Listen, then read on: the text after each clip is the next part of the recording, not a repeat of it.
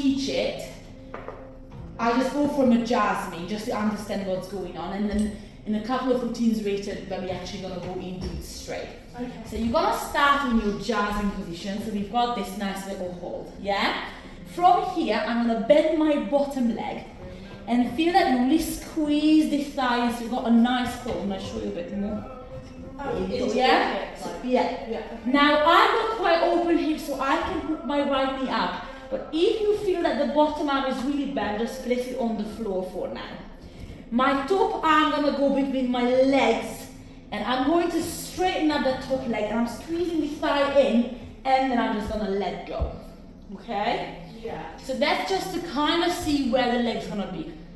And that's it. Can't go deep enough off the floor. If you want to, we can go up into the side climb, or like the front, you can just slide into it. Yeah. So say we go one climb into a hook, and I'm just gonna slide, so I am much higher now. Yes. Because our ultimate goal is to literally feel that you are inverted.